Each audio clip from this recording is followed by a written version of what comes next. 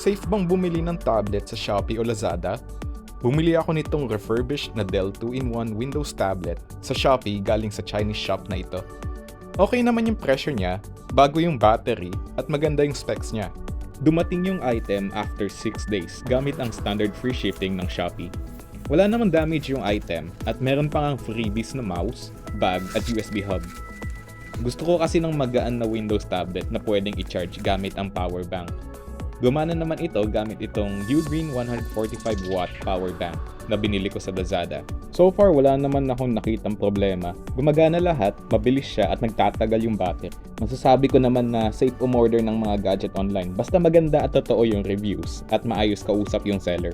Yung seller ay nag-send sa akin ng video bago niya binalot yung item. Sinubukan ko rin maglaro ng video games dito. Okay naman, basta mababa expectations mo at simpleng games lang.